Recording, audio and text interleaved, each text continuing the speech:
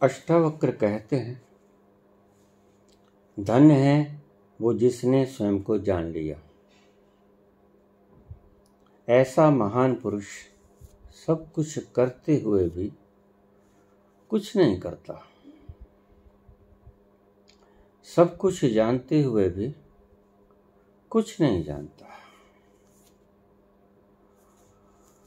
अष्टावक्र के इस सूत्र को गहरे से लेने की चेष्टा करेंगे। धन्य है वो जिसने स्वयं को जान लिया। अष्टावक्र ये नहीं कहते धन्य है वो जो संसार में पूंजीपतियों की लिस्ट में प्रथम आए। धन्य है वो जो संसार की सर्वश्रेष्ठ देश अमेरिका के प्रेसिडेंट हुए।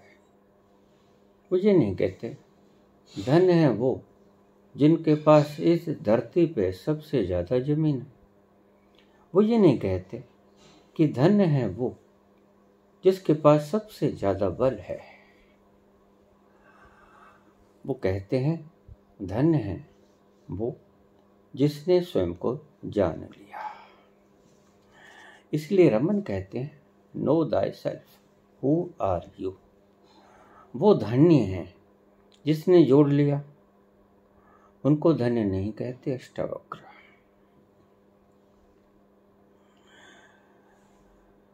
जिन्होंने सबसे बड़ी पद प्रतिष्ठा पा ली, मान सम्मान पा लिया, चक्रवर्ती सम्राट हो गए, उनको भी धन्य नहीं कहते अष्टावक्र। अष्टावक्र उन्हें भी धन्य नहीं कहते जिनके पास सबसे बड़ी पूंजी है, सबसे बड़ी पदवी है, सबसे ज़्यादा मान प्रतिष्ठा है। किसे कहते हैं धन्य? धन्य उसे कहते हैं, धन्य है वो जिसने स्वयं को जान लिया, अपने आप को जान लिया कि आखिर मैं हूं कौन। ऐसा महान पुरुष सब कुछ करते हुए भी कुछ नहीं करता, सब कुछ जानते हुए भी कुछ नहीं जानता, सब कुछ करते हुए भी कुछ नहीं करता। ऐसा महान पुरुष, वो ऐसे पुरुष को महान पुरुष कहते हैं। लेकिन आप महान किसे कहते हो? आप महान कहते हो अलेक्जेंडर द ग्रेट, सिकंदर महान, जिसने इतने लहू बिखेरे, जिसने इतनी गर्दनें काटी, उस द्रव्य के लिए जो उसके साथ नहीं गया, उसको आप कहते हैं महान। अष्टावक्र उसे महान नहीं कहते। अष्टावक्र उसे महान कहते हैं जिसने खुद को जान लिया, जो सब कुछ जानते हुए भी कुछ नहीं जानते। इसलिए संत सब कुछ जानता है, और संत ये कहता है, he is not only unknown but also unknowable. सिर्फ संत ही ये बात कह सकता है, असंत ये बात नहीं कहता। असंत तो छाती ठोक के कहता है कि मैं सब कुछ जानता हूं। नेपोलियन कहता है, impossible word is not found in my dictionary. असंभव शब्द, नामुमकिन शब्द मेरे शब्दकोश में है ही नहीं। व्याख्या करें अष्टावक्र की।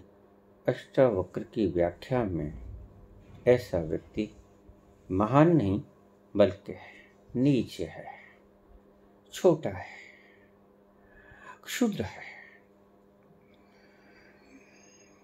धन्य है वो जो सब कुछ जानते हुए भी कुछ नहीं जानते हैं। धन्य है वो जो सब कुछ करते हुए भी कुछ नहीं करते हैं।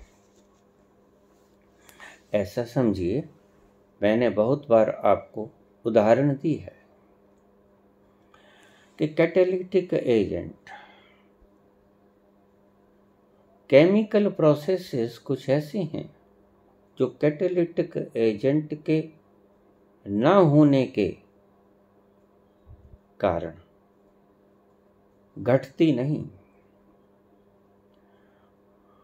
वो हैपन नहीं होती जब तक के कैटालिटिक एजेंट नहीं मौजूद। और जैसे ही कैटालिटिक एजेंट मौजूद होता है, सभी घटनाएं होनी शुरू हो जाती हैं, संपूर्ण हो जाती हैं। और कैटालिटिक एजेंट ने क्या किया? कुछ नहीं किया, सिर्फ मौजूद था। उसकी मौजूदगी ही काफी थी। सब कुछ करते हुए भी कैटालिटिक एजेंट ने कुछ नहीं किया। ऐसा ही महान पुरुष होता है, उसकी मौजूदगी ही सब कुछ होती है, वो करता कुछ नहीं। उसका मौजूद होना ही सब कुछ करवा देता है। स्वाष्टावक्र कहते हैं, धन्य है वो जिसने स्वयं को जान लिया।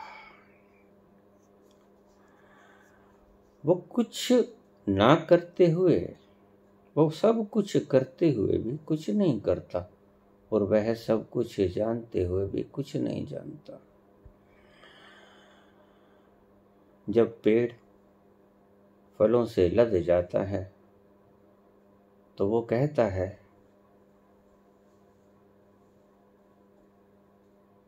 कि मेरे भीतर कोई अच्छा स्वभाव नहीं, लेकिन झुक जाता है। और इससे अच्छा स्वभाव नहीं होता। झुक जाना सबसे सरल होने की निशानी है। और पेड़ जब झुक जाता है, जब उसके फल लग जाते हैं तो झुक जाता है। झुक जाना इस बात का सबूत है कि उसके फल लग गए। जो अकड़े रहते हैं आसमान की तरफ मुख करके, समझना कि इनके अभी फल नहीं लगे। अभी कल मेरे पास एक प्रश्न आया।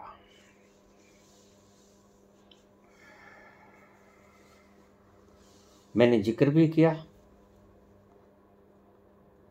एक स्त्री का पुत्र उसके पूछ के चला गया उसको कि मैं चला जाऊं खेलने। चले जाओ, उसने कह दिया।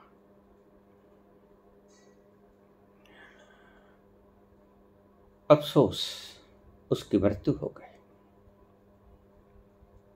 अब वो हृदय में रमाए बैठी, अगर मैं इजाजत ना देती तो वो बच जाता। और मैं नास्तिक की परिभाषा क्या करता हूं? यही नास्तिक की परिभाषा है। तुम कुछ कर नहीं सकते, तुम्हारी क्या औकात जो तुम्हें उसे जाने से रोक देती। जैसे ही हमारी चित्त दशा के ऊपर नास्तिकता हावी होती है तो हम ऐसी ऐसी बातें सोचते हैं। समर्पित व्यक्ति कभी ऐसा नहीं कहेगा कि मैं इसे रोक देता। घटना को दोहराएगा, घटना को व्याख्यायित करेगा, लेकिन वो नहीं कहेगा कि मैं इसे रोक सकता था। नहीं, रोक नहीं सकता था, लेकिन घटना ऐसे होगी ये मुझे पता था। इसलिए संत कहते हैं कि जानते सब कुछ है, लेकिन जानने के बावजूद संत रोकता नहीं, रोक सकता नहीं, क्योंकि रोकने की उसकी इच्छा नहीं। उसने बड़े हाथ कठपुतलियों को नचाते हुए अपनी नग्न आंखों से देख लिए हैं। वो सोच भी नहीं सकता कि मैं इन कठपुतलियों के नाच को रोकूं या बदलूं। कितना ही मैं समझा लूं, मुझे पता है ये दर्द कुछ देर के लिए चला जाएगा, लेकिन फिर जैसे ही नास्तिकता हावी होगी, मैं इसको नास्तिकता कहता हूं। जो हुआ नहीं उसके लिए तुम ये कह दो कि मैं ऐसा कर सकता था। जो होना था उसके लिए तुम ये कह दो कि अगर मैं ऐसा न करता तो ऐसा न होता। देखिए, तुम मैं को फिर बीच में ले आए। संत कहता, मेरी क्या औकात, मेरी क्या शक्ति, मैं कुछ कर सकता, मेरी क्या इज्जत, मेरी क्या औकात, मेरे भीतर इतना बल कैसे कि मैं किसी भी घटना को होते हुए रोक दूं। चांद घूमता, पृथ्वी घूमते, नक्षत्र तारे, इतनी आकाश गंगाएं, इतने ब्लैक होल्स, इनको छोड़िए। एक छोटे से मैटर के भीतर जो अणु है, और अणु के भीतर लगातार बड़ी तीव्रतम गति से इलेक्ट्रॉन, प्रोटॉन, न्यूट्रॉन घूम रहे हैं।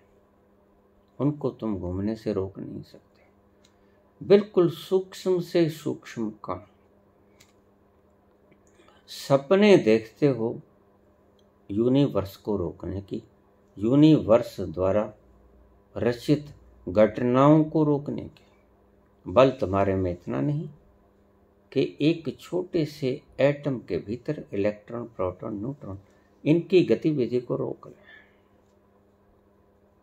आकांक्षा महान करते हो। अगर मैं उन्हें जाने से रोक देती तो ये घटना ना घटती। जैसे ही तुम्हारे मन में ये शब्द आया,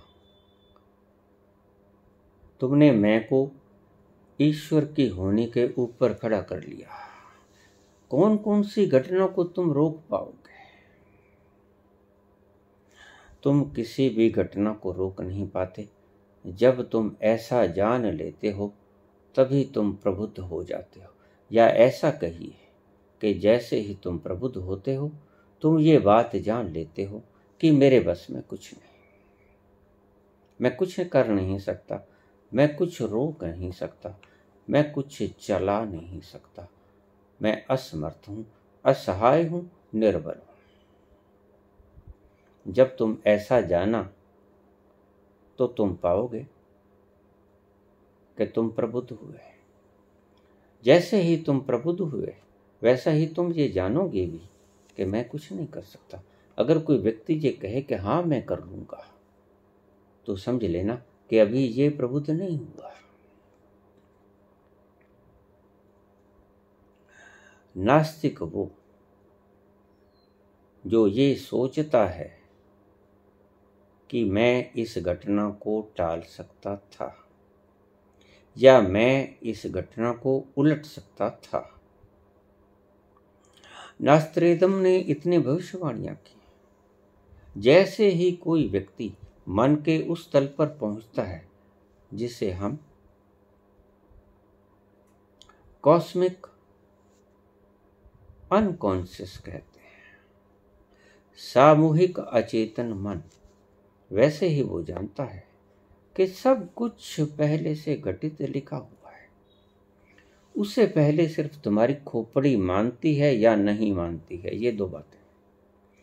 उससे पहले तुम नाम मात्र के आस्तिक या नास्तिक होते हो, लेकिन सच में तुम कुछ नहीं होते। एक दिन तुम्हारी नास्तिकता भी भंग होने को है, एक दिन तुम्हारी आस्तिकता भी भंग होने को है।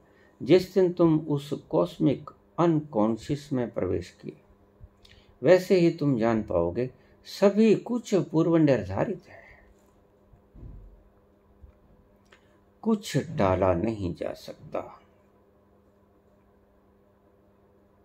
अक्सर लोग सवाल पूछते हैं कि अगर ऐसा है तो फिर कोई कर्म करे ही ना, ये तुम्हारे मन की सोच है। करके देखो,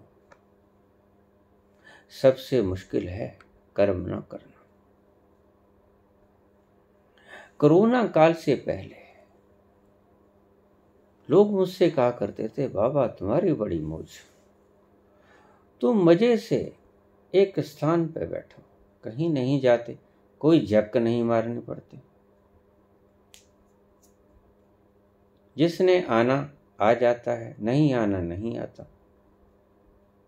तुम बड़े मौज में हो, हम चाहते हैं ऐसी मौज में हम भी बैठें। मैंने कहा कोई बात नहीं, ईश्वर वो दिन भी लेके आए, ऐसी कामना करता हूं। और वो दिन आ गया। कोरोना काल में बंदिश लग गई कि 21 दिन के लिए कोई बाहर नहीं निकलेगा। 1 दिन, 2 दिन, 4 दिन, अरे बाप रे बाप, मेरे पास फोन पे फोन, फोन पे फोन, बाबा तुम धन हो, 7 वर्ष तक एक स्थान पर कभी मन नहीं किया। हम तो पुलिस के डंडे पड़ते हैं, बाहर जाके खा लेते हैं, लेकिन देख के आते हैं कि कैसा है माहौल जब लोग बाहर नहीं निकलते, जब लोगों की दुकानें नहीं खुलती, कैसा लगता है। मन बार बार भटकाता है और हम मन के पीछे लगकर पुलिस की मार खा लेते हैं, डड्डू बन जाते हैं, लकीरें निकालते हैं, दंड बैठ के निकालते हैं। लेकिन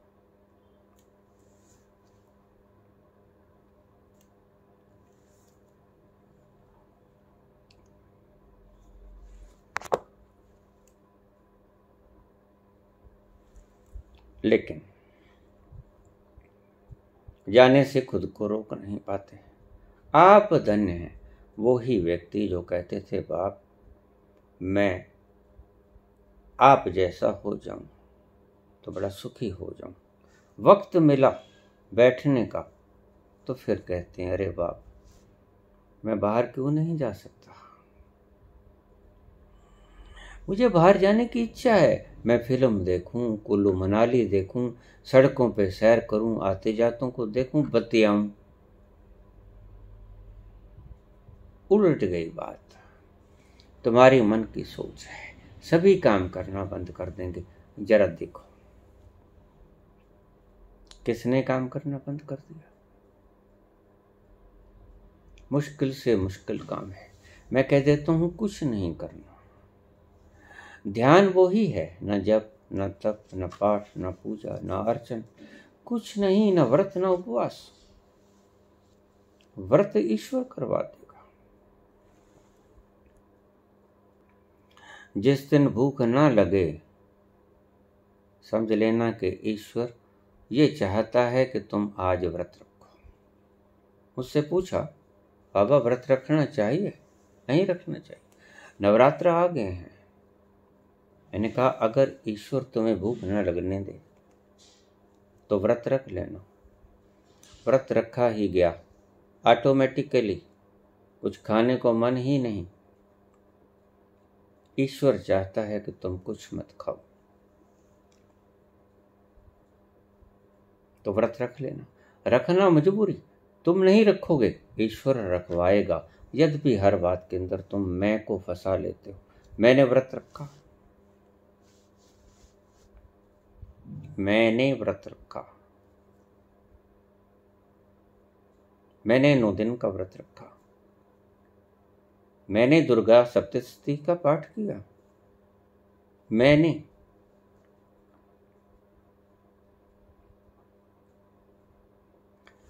अगर ईश्वर आपको भूख ना लगने दे, जो कि बहुत बड़ी व्यवस्था है ईश्वरीय प्रणाली की। हमारे शरीर की भीतरी संरचना, जिगर करीब 350 तरह के केमिकल रसायनों का उत्पादन करता है। बहुत बड़ी विशाल फैक्ट्री। मनुष्य इस तरह की फैक्ट्री कभी नहीं लगा पाएगा।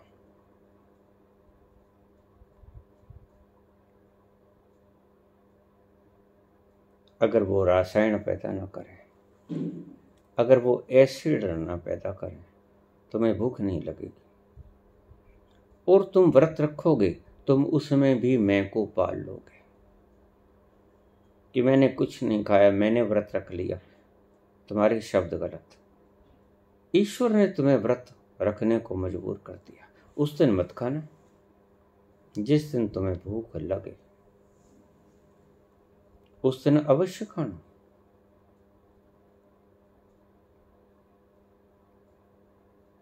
अगर उस दिन ना खा पाओगे तो तुम हिंसक हो, तुम शरीर को भूखे मार रहे हो, तुम दूसरे को भूखे मार रहे हो, जो कि तुम हो नहीं।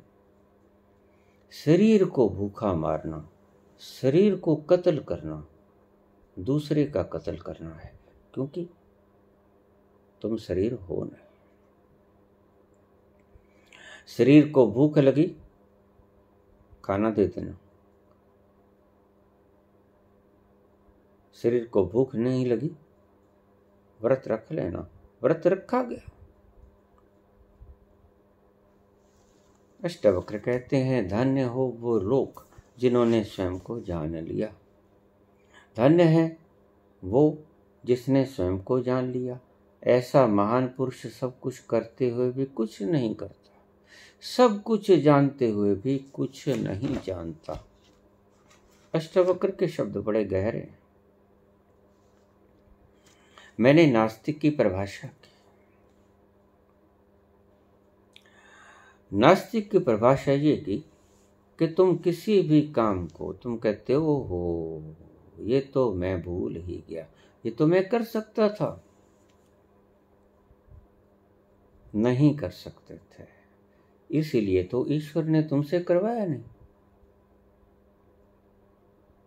जो कर सकते थे वो ईश्वर ने करवा लिया। जो तुम नहीं कर सकते थे वो तुम्हें भली भांति जानता है। अपनी बनाई हुई चीज को भला उससे ज्यादा, बनाने वाले से ज्यादा और कौन जानेगा? सृजनकर्ता से ज्यादा अपनी सृजना को कौन जानता होगा? तुमने किस मूर्ति के भीतर क्या क्या एलिमेंट्स प्रयोग किए, तुमसे बेहतर इसको कौन जानता है? सृष्टा भली भांति जानता है कि उसने सृष्टि के भीतर कौन सी सृजना के भीतर क्या क्या डाल रखा है। वो जानता है कौन बुद्धू मैंने बनाया, कौन प्रबुद्ध मैंने बनाया, सब कुछ जानता है। बुद्धू भी और बुद्ध भी वो अच्छी तरह जानता है। तुम कुछ नहीं जानते। तुम बुद्धू होते हो, प्रबुद्ध होने की घोषणा कर देते हो, और जो बुद्ध होते हैं वो कहते हैं कि हम कुछ नहीं जानते।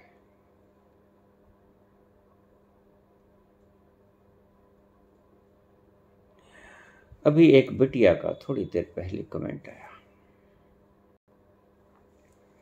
सोमनाथ का मंदिर लूट रहा था, गजनवी लुटेरों के साथ लूट रहा था, 50,000 लोगों का कत्ल कर दिया। सोने की मूर्तियां तोड़ी, लूट के ले गई। सोने की मूर्तियां खच्चरों पे लाद लाद के वो व्यक्ति ले गया। और मैंने बोला कि ये कायरों की तरह पंडित माला जपते रहे, हरे कृष्णा हरे रामा हरे कृष्णा, कांपते रहे। तो उन्होंने कमेंट किया, मित्र ने, कि जब सब कुछ ईश्वर ही करता है तो फिर ये लूट किसने मचवाई? ये ईश्वर ने ही तो मचवाई। और फिर कायर कौन? कायर किसने बनाया? ईश्वर ने बनाया। बिल्कुल ठीक कहा इन्होंने, लेकिन एक पक्ष ठीक कहा, दूसरा पक्ष इन्होंने सुना ही नहीं। मैं क्या बोला? और वो बिटिया दुखित हो रही थी कि उसने प्रश्न के आगे से प्रश्न खड़ा कर दिया। कोई बात नहीं। देखिए, हमारे यहां कुछ दिन पहले एक दुर्घटना घटी।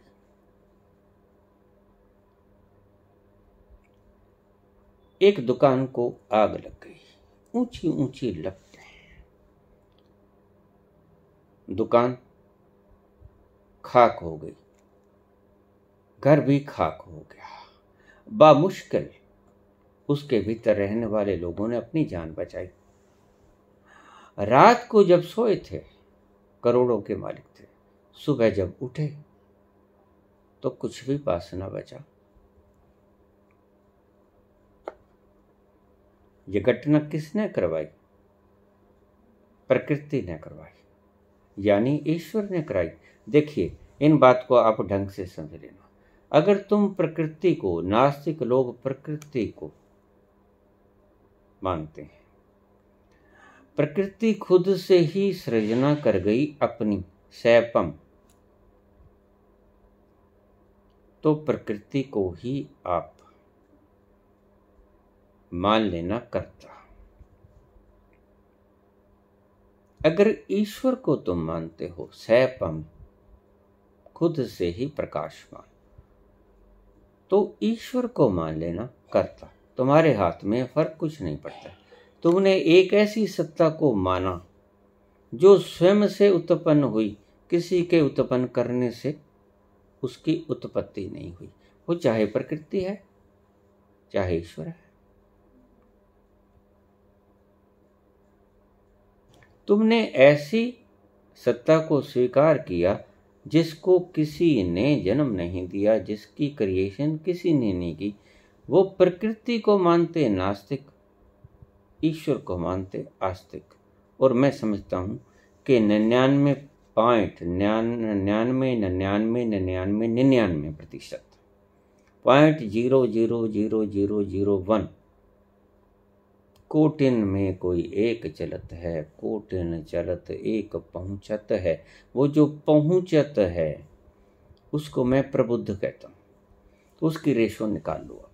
करोड़ों में कोई एक चलता और जो करोड़ चलते उनमें से एक पहुँचता, तो उनकी रेशो निकाल लो। उसी को मैं प्रबुद्ध कहता हूँ, बाकी मैं सबको नास्तिक कहता हूँ। ये दुनिया नास्तिकों की एक बड़ी जमात है। मतभेद दो हैं। एक नास्तिक कहता है प्रभु हैं, दूसरा कहता है कि प्रभु नहीं है, प्रकृति है। लेकिन नास्तिक कहता है कि प्रकृति है जिसने स्वयं को उपज किया। आस्तिक कहता है कि ईश्वर है जिसने स्वयं को उपज किया। लेकिन दोनों ही इस बात को मानते हैं। तुम नास्तिक गिनते हो जो परमात्मा को नहीं मानता, लेकिन प्रकृति को तो मानता है। प्रकृति ही तो परमात्मा हो गई। जो खुद से जन्मी वो परमात्मा हो गई। एक ऐसी सत्ता को तो माना जो सेल्फ जनरेटेड है, जो खुद से उत्पन्न हुई। एक सत्ता को माना जो खुद से उत्पन्न हुई, उसको नाम दे दिया आपने प्रकृति, उसको नाम दे दिया आपने ईश्वर। इससे कोई फर्क नहीं पड़ता। शब्दावली बदल दी गई। शब्दावली तो हम आस्तिकों ने भी बहुत बदली। कोई राम, कोई रहीम, कोई अल्लाह, कोई गॉड। शब्दावली बदली गई। नास्तिकों ने भी शब्दावली बदली। वो कहते हैं प्रकृति, नियम, लाज, बात एक ही है। उसी सत्ता को तुम इंगित करते हो। सत्ता वही जिसकी तरफ नास्तिक इंगित करता है। वो कहता है self generated, nature is self generated. आस्तिक क्या कहता है? God is self generated. सैपम, गॉड कहो, प्रकृति कहो, फर्क कोई नहीं पड़ता। बात आप उसी की कर रहे हो। तो कहता आपने ये कहा कि कायर लोग डरते रहे, राम राम राम राम करते रहे।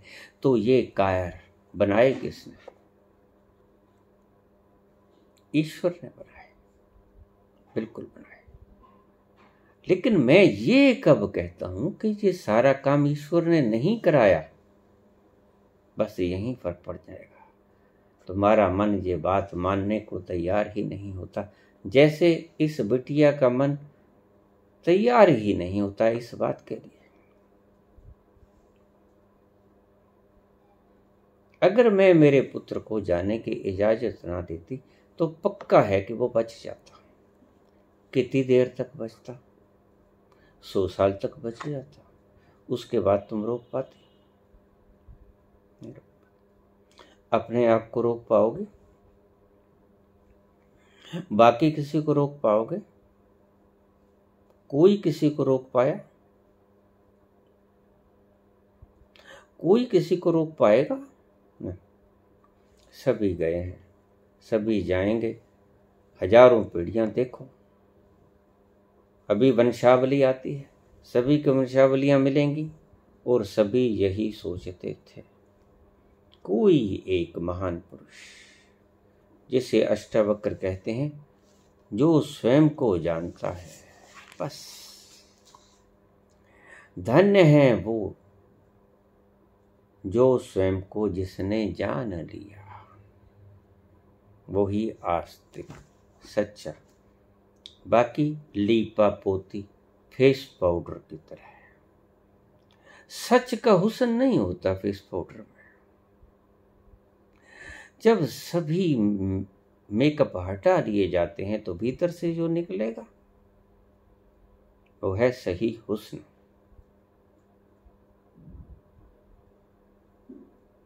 और जब उस गली हुई सड़ांध मारती हुई चमड़ी के ऊपर आप तरह तरह के लीप लोगे, लीप पोत लोगे,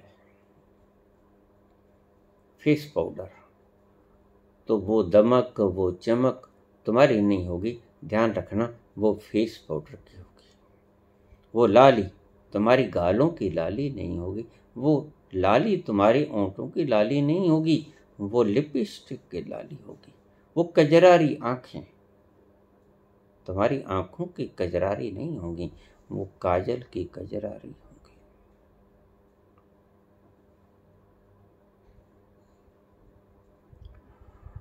तुम वास्तविकता से भागते हो।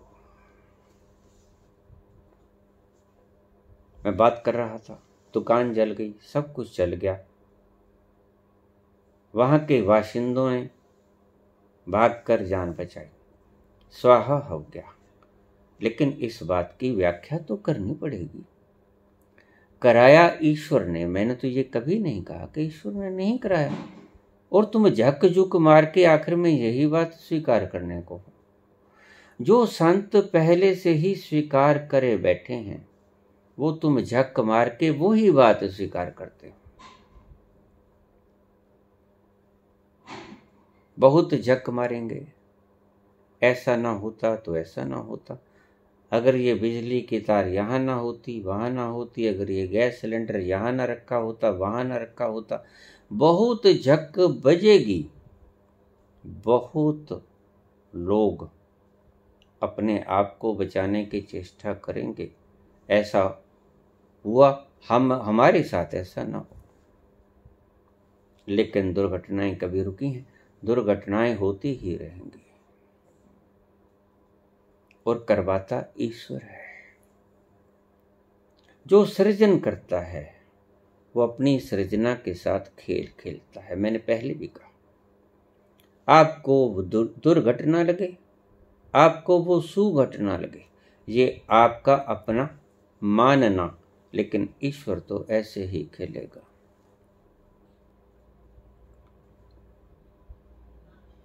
पुत्र तो मेरा भी मरा, मैंने जिक्र किया। कब मेरी आंखों से आंसू आए, कब मेरी आंखों ने अश्क बहाए। बस यही बात तुम सीख जाओगे प्रबुद्ध होने के बाद। तुम जब तक अपनी नगन आंखों से उन नचाने वाले हाथों को नहीं देखते, तुम खुद को कर्ता मानते ही रहोगे। तुम घटनाओं पे रोते ही रहोगे। इसलिए अष्टावक्र कहते हैं, धन्य हैं वो लोग जिन्होंने स्वयं को जान लिया। क्या होता है स्वयं को जानने के बाद? ऐसा इरादे बांधता हूँ, सोचता हूँ, तोड़ देता हूँ, कहीं ऐसा ना हो जाए, कहीं ऐसा ना हो जाए। और ऐसा भी होता है और वैसा भी होता है, और तुम्हारी जरा भी दाल नहीं गलती।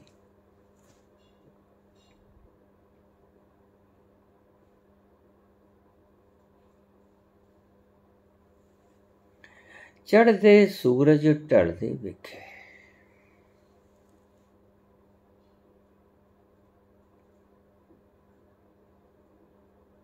चढ़दे सूरज ढलदे वेखे, बुझदे दीवे बलदे वेखे। चढ़दे सूरज ढलदे वेखे, बुझदे दीवे बलदे वेखे।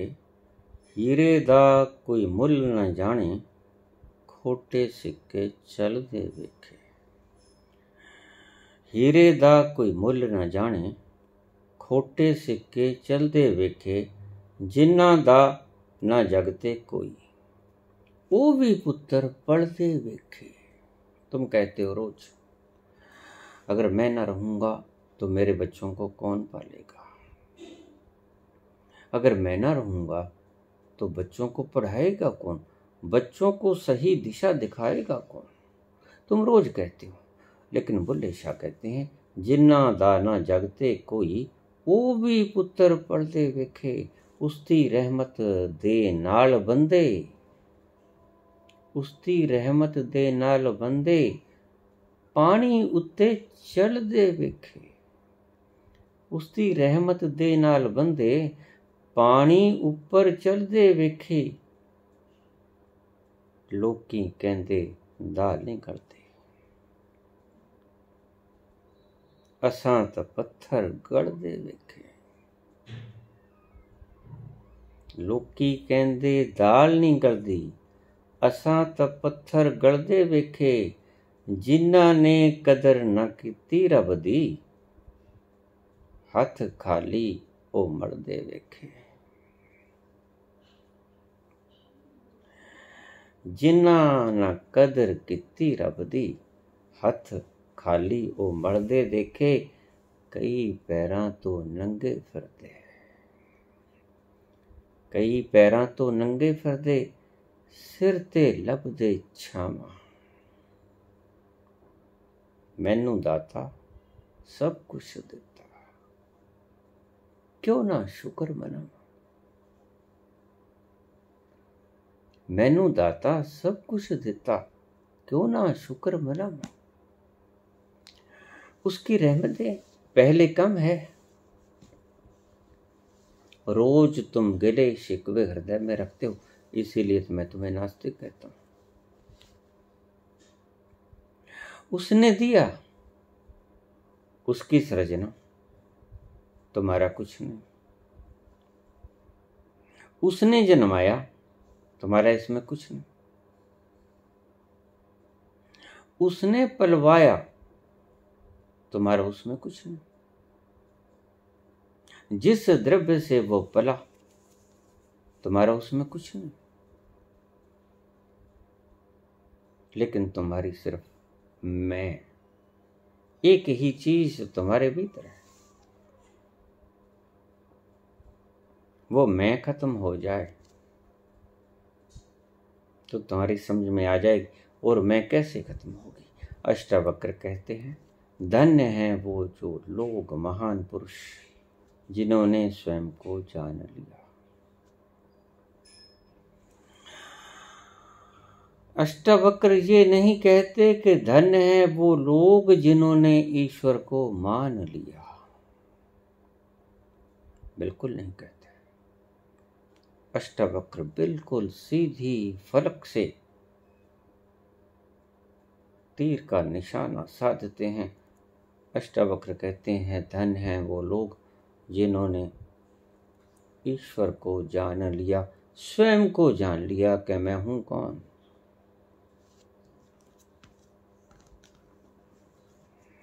वो बिल्कुल नहीं कहते कि धन्य है वो लोग जिन्होंने इकट्ठा कर लिया सोना, द्रव्य, मान सम्मान, नाम खट लिया जिन्होंने।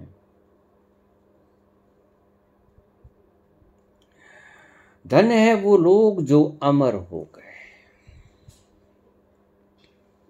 अभी मैंने पिछले कुछ वर्षों से एक देवी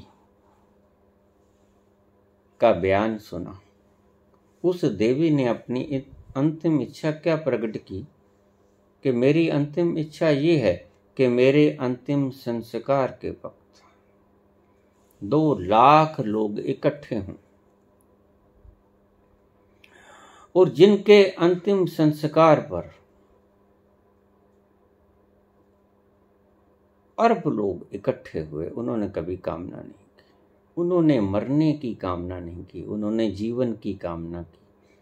माइकल जैक्सन ने 150 साल जीने की व्यवस्था कर ली थी, कामना ही नहीं व्यवस्था भी कर ली थी, लेकिन जिए सिर्फ 50 साल और जिए 50 साल और 50 साल के जीवन के बाद उनकी अर्थी के साथ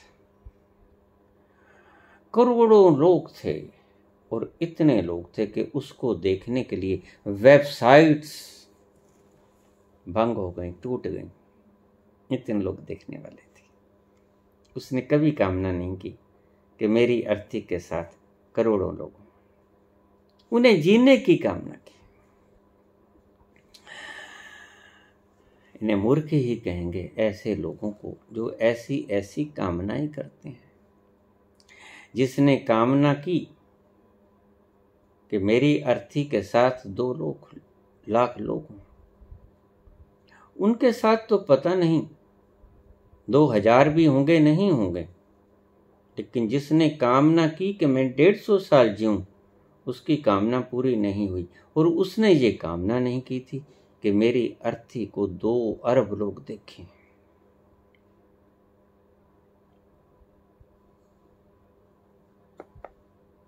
मैनू मालिक सब कुछ देता, क्यों ना शुक्र मनावा। अरे मरने के बाद भी तुम इच्छाएं पालते हो, जीते जी इच्छाएं पालो। कुछ समझ में आता है कि मूर्ख हुए हो, मरने के बाद भी तुम इच्छाएं पालते हो। अमर होंगे, लोग कत्ल कर देते हैं, लोग हत्या कर देते हैं कि हमारा भी नाम मृतक के साथ अमर रहेगा। किसने मारा? फलां ने मारा, हमारा नाम भी उसके साथ अमर रह जाएगा। लेकिन वो मुश्किल में पड़ते हैं जब उनका नाम अमर नहीं होता। एक होता है विख्यात, मरने वाला विख्यात हो गया। जिसको तुमने गोली मारी वो हो गया विख्यात। विख्यात तुम ना हुए, तुम भी प्रसिद्ध तो हुए, लेकिन कुख्यात,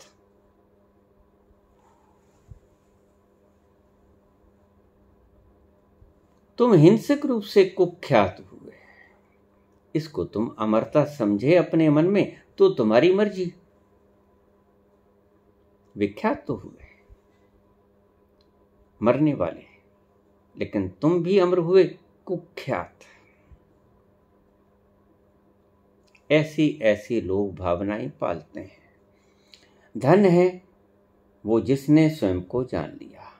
ऐसा महान पुरुष सब कुछ करते हुए भी कुछ नहीं करता, सब कुछ जानते हुए भी कुछ नहीं जानता।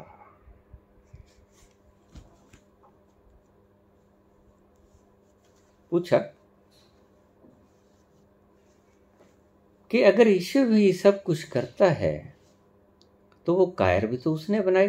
बिल्कुल बनाए, लेकिन अगर ईश्वर ने उस दुकान को आग लगाई, एक्सप्लेनेशन तो हम दे सकते हैं कि आग लगी कैसे। एक्सप्लेनेशन ही दी है। तुम उसको हृदय से और ढंग से स्वीकार करो, बात अलग। तुम्हारी मूर्खता का कोई जवाब नहीं। हम सिर्फ एक्सप्लेन किया कि इन कायर लोगों ने ऐसा किया, इन गैस सिलेंडरों के फटने के कारण आग बढ़ी। हम सिर्फ एक्सप्लेन कर रहे हैं, हम सिर्फ व्याख्या कर रहे हैं कि ये घटना ऐसे घटी। सोमनाथ के मंदिर में कायर पुजारी बैठे थे। और मैं क्यों कहता हूं? क्योंकि यही लोग थे जो रोज सुबह सुबह कृष्ण के इन वचनों के उच्चारण में संलग्न रहते थे। नैनम छिन्दन्ति शस्त्राणि, नैनम दहति पावका, न चैनम क्लेदन्त्यापो, न शाश्वती मारुता। सुबह सुबह गीता को सिर पर रखकर नाचते थे। वही लोग हैं। पाखंड सामने आ गए।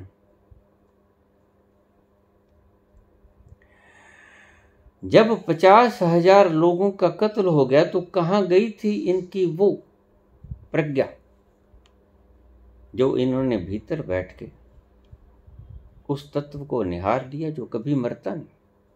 नैनम छिन्दन्ति शस्त्राणि, शस्त्र लिए फिरता था वो। तलवार थे उनके पास,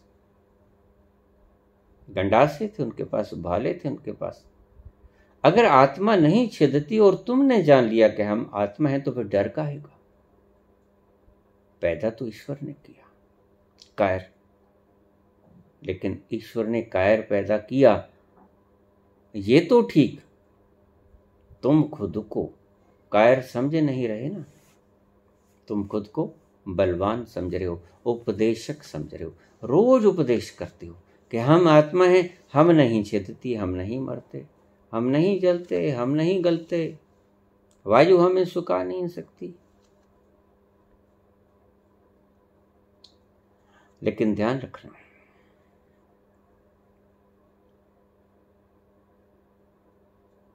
जैसे ही तुम उस तत्व को निहारोगे निष्प्रश्न हो जाओगे। मैं रोज कहता हूं तुम्हारा प्रश्न करना मुझे एक बात का संकेत दे जाता है कि तुम प्रज्ञावान नहीं हुए, तुम अभी नास्तिक हो। रोज प्रश्न करता हूं, रोज ये बात कहता हूं। जैसे ही तुम प्रबुद्ध हुए तुम्हारे सारे प्रश्न समाप्त, गिर जाएंगे, उनका उत्तर नहीं मिलेगा, लेकिन प्रश्न कर जाएंगे।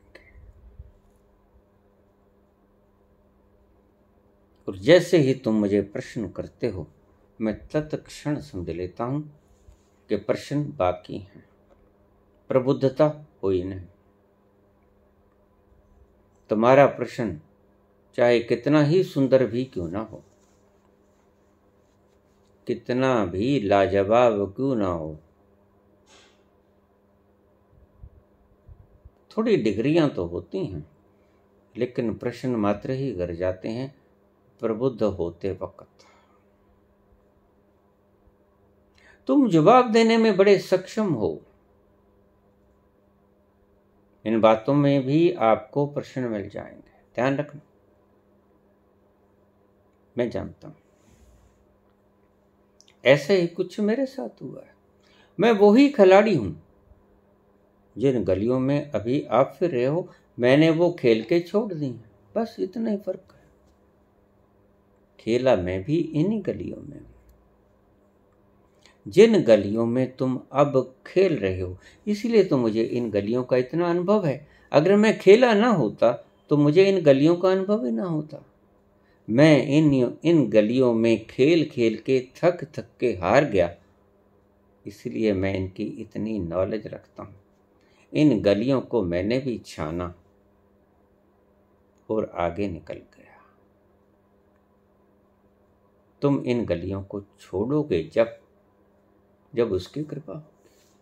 तुम्हारे बस में भी कुछ नहीं। तुम प्रश्न करते रहो, करते ही रहोगे।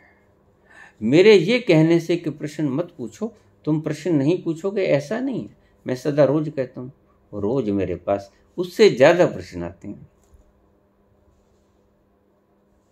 और उन प्रश्नों का तुम्हारे से कोई ताल्लुक भी नहीं होता। अब भला अगर मैंने बोल दिया कि सोमनाथ के मंदिर में पुजारी डर रहे थे, कायर थे, तो इनको क्या तकलीफ हो गई? इन भाई को क्या तकलीफ हो गई? इन मित्र का क्या घट गया? लेकिन तुम्हारी आइडेंटिफिकेशन है उन पुजारियों के साथ, तुम्हारी आइडेंटिफिकेशन है उस ज्ञान के साथ जो तुम्हारी खोपड़ियों में भर दिया गया है। कोई तुलसी के साथ आइडेंटिफिकेशन बनाए,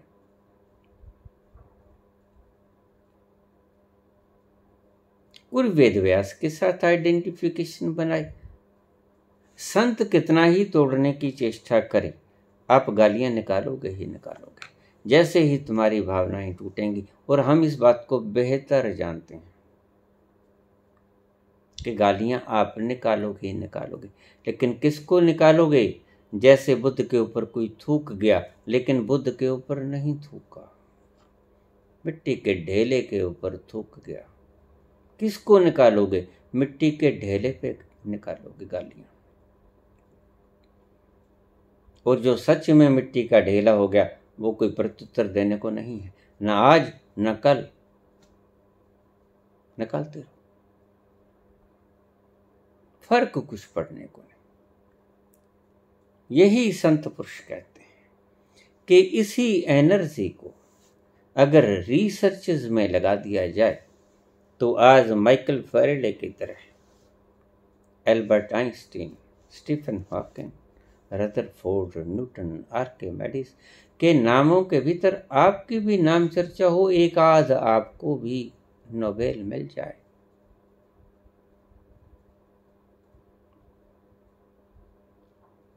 लेकिन मैं ये भी जानता हूं,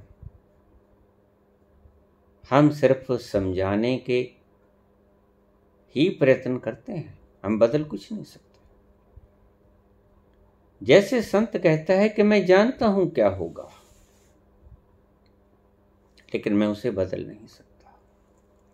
और फिर उस जानते हुए को बताने का भी अर्थ क्या है? क्योंकि जो ईश्वर ने लिख दिया,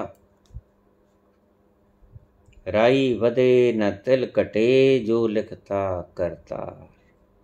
न राई घटेगा न तिल बढ़ेगा, जो उस करतार ने लिख दिया। करतार जो करता है। तुम प्रश्न पूछोगे, निश्चित ही पूछोगे। अगर मेरे कहने से रुक गए होते तो आज फिर ये प्रश्न ना होते, ज्यादा आते हैं। लेकिन ध्यान रखना, तुम्हारे प्रश्न इस बात को इंगित करते हैं कि तुम दुखी हो। प्रश्न दुख से आते हैं हमेशा, सुख से प्रश्न नहीं आते। रात को तुम सोए सोए मुग्ध निद्रा में कभी प्रश्न किए? सोचो। रात को गहन निद्रा में, गहन सुषुप्ति में मजा लिए होते हो उस परम तत्व का, कभी प्रश्न किए?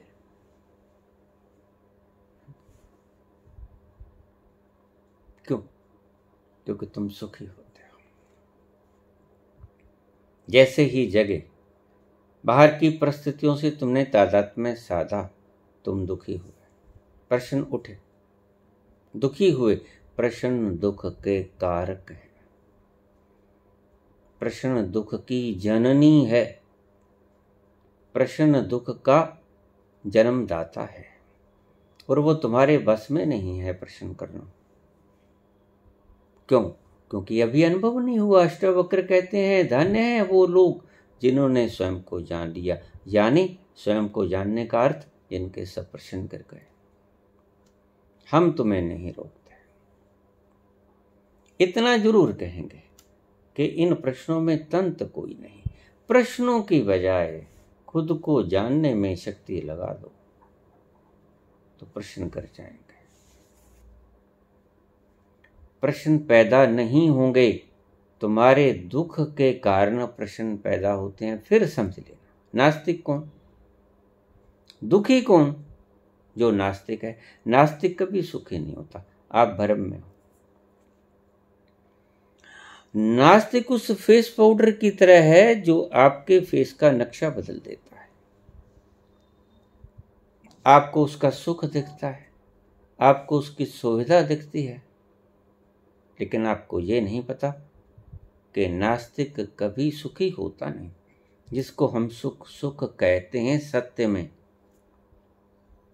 हम उत्तेजना को सुख कहते हैं, हम स्टिमुलेशन को सुख कहते हैं। स्टिमुलेशन में सुख नहीं होता, सुख होता है शांति में। उत्तेजना में सुख नहीं होता। तुम उत्तेजनाओं के कारण पैदा हुआ सुख को सुख की संज्ञा देते हो। काम की उत्तेजना उठी, तुमने काम को हल्का कर लिया, कहते हो सुखी हो गया। कहाँ सुखी हो? उस क्षणिक सुख को सुखी मानते हो। बुद्ध पुरुष ऐसा नहीं मानते। यद्यपि बुद्ध पुरुष जैसे बुद्ध नहीं हुए होते तो वो भी ऐसा ही मानते हैं।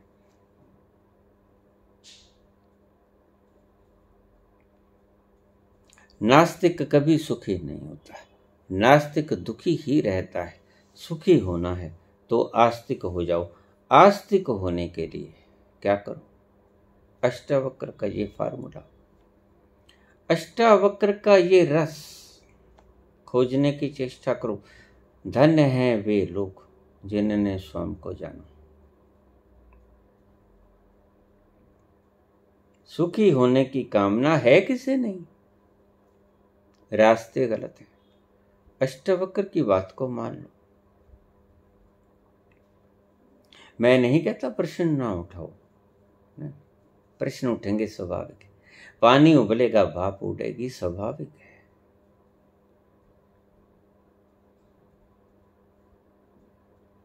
स्वयं को जान। स्वयं को जानते ही अपार अगाध आनंद बरस जाएगा। नहा लोगे उस परम आनंद की शांति की सागर में। कौन उपजाएगा प्रश्न? प्रश्न उपजाने वाला तो मदमस्त होगा। प्रश्न उपजाने वाला तो उस मस्ती में झूमेगा या प्रश्न उठाएगा? नहीं, उस मस्ती का आनंद लेगा। मैं नहीं कहता कि प्रश्नों को मत उपजने दो, तुम्हारे बस में नहीं। प्रश्न उपजेंगे। प्रश्न आते हैं तुम्हारे दुख से, दुख से तुम नास्तिक होते हो, नास्तिकता से प्रश्न उठते हैं। प्रबुद्धता से तुम सुखी होते हो, सुख से प्रश्न करते हैं। बस सीधा सा फॉर्मूला। फिर समझ लो, नास्तिकता से प्रश्न उठते हैं, नास्तिकता से दुख पैदा होता है, दुख को हरण करने के लिए प्रश्न उठते हैं।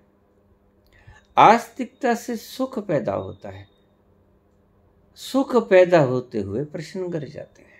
ये सीधा सा फॉर्मूला है। अगर तुम दुखी हो तुम प्रश्न करोगे, हम जानते हैं। तुम जानबूझकर प्रश्न नहीं करते। जैसे ही तुम सुखी हो गए, क्वेश्चन लेसनेस हो जाओगे। जैसे ही दुखी हो गए प्रश्न पैदा होना शुरू हो जाएंगे। अगर अभी तक प्रश्न पैदा हो रहे हैं तो हम आपको जिम्मेवार नहीं ठहराते, हम जिम्मेवार ठहराते हैं आपकी नास्तिकता को। आपने तत्व को पहचाना नहीं। तो अगर सब कुछ ईश्वर करता है तो वो जो कायर सोमनाथ के डकैत के गजनबी के वक्त जो कंप रहे थे वो भी तो ईश्वर ने ही करवाया। बिल्कुल करवाया, लेकिन हम तो सिर्फ व्याख्या कर रहे हैं। ये घटना कैसे घटी, ये दुर्घटना कैसे घटी, ये दुकान को आग कैसे लगी, हम तो सिर्फ उसका वर्णन कर रहे हैं। वर्णन तो वर्णन है। देखिए, हॉकी का मैच हो रहा है, क्रिकेट का मैच हो रहा है, उसका कमेंटेटर वर्णन कर रहा है कि गेंद वहां गई, उसने किक मारा, उसने ऐसे किया, उसने कैच उछाला, उसने कैच पकड़ लिया। वो आस्तिक भी नहीं है, वो नास्तिक भी नहीं, वो सिर्फ वर्णन करता है, वो सिर्फ व्याख्या करता है। उसने व्याख्या की, इज ओनली कमेंटेटर। हमने व्याख्या की कि वो कायर लोग खड़े कांप रहे थे, व्याख्या की। जैसे आप कह दो कि वो देखो वो कैच, और ये कपिल देव ने कैच छोड़ दिया, क्या हुआ? ये व्याख्या मात्र है। आप कहोगे ये तो फिर करवाया ईश्वर ने। हमने कब कहा कि नहीं करवाया ईश्वर ने? बिल्कुल ईश्वर ने करवाया, लेकिन ये प्रसंग ही दूसरा है। आपने एक प्रसंग के भीतर दूसरों को क्यों छेड़ देते हो? यही तो आपकी अज्ञानता का सबूत है।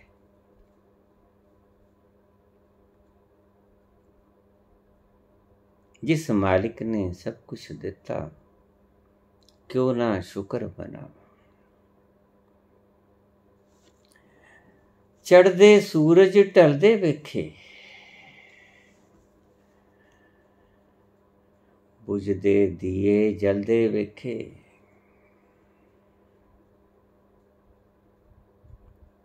लोकी कहंदे दाल नहीं गलदी, असां तो पत्थर गलदे वेखे।